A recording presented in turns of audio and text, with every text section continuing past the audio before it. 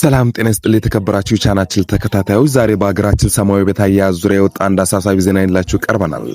የኢትዮጵያ ሰማያዊ ቤት ኮሚሽን ኢሰመኮ በቂሊንጦ ጊዜያዊ ቀጠሮ ማረፊያ ማዕከል ባደረገው ድንገተኛ ጉብኝት በማዕከሉ ከፍተኛ የተጠርጣሪዎች መጨናነቅ መኖሩን፣ ተጠርጣሪዎች ለአደጋ የተጋለጡ መሆናቸውን አስታውቋል። ዝርዝር ዘገባውን አሁን ይዘላችሁ እንቀርባለን።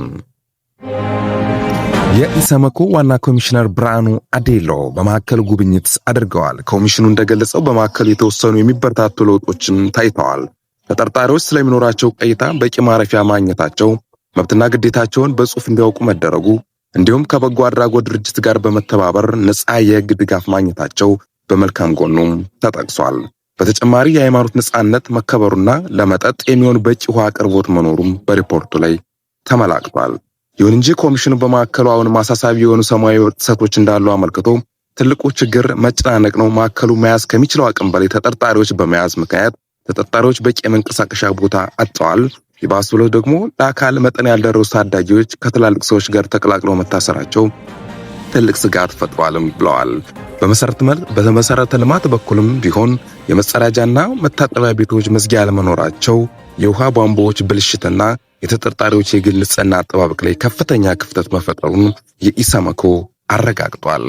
ሌላው አስገራሚ ነገር ግኝት ተጠርጣሪዎች የዕለት ቀለብ በጀት ነው። በአሁኑ ሰዓት ለአንድ ተጠርጣሪ የተመደበው የዕለት ቀለብ 35 ብር ብቻ ነው። ይህ መጠን አሁን ካለው የገበያ ዋጋ አንጻር በቂ ምግብ ለማቅረብ ፈጽሞ የማይቻል መሆኑን ኮሚሽኑም አያይዘው ገልጸዋል። ተጠርጣሪዎች በራሳቸው ገንዘብ ሸቀጦችን ለመግዛት ቢፈልጉ እንኳን እንዲይዙ የሚፈቀድላቸው የገንዘብ መጠን እስከ 200 ብር ብቻ መሆኑ ትልቅ ፈተና ሆኖባቸዋል። በተጨማሪም የመጽሐፍትና ማዕከል ለማስገባት የሚፈጠር መቸገር ተጠርጣሪዎችን ማንበብ መብት እንደገደበም ነው ያሉት ኮሚሽኑ። ዋና ኮሚሽኑ ብርሃኑ አዴሎ ይህንን መጨናነቅ ለመቀነስ አንድ አስቸኳይ መፍትሄም አቀርበዋል። ይህም ፍርድ የተሰጣቸው ሰዎች በፍጥነት ወደ ቃሊቲ ከፍተኛ ጥበቃ ማረሚያ ቤት ማዛወር ነው። ማረሚያ ቤቱ ኮሚሽን ኃላፊዎች በበኩላቸው ይህ ዝውውር ውሳኔ ተግባራዊ ለማድረግ መወሰናቸውንና ከባንኮች ጋር በመተባበር ተጠርጣሪዎችን ተጨማሪ ገንዘብ ወጪ የሚያደርጉበትን ስርዓት ለመዘርጋት እየሰሩ መሆኑንም ገልጸዋል።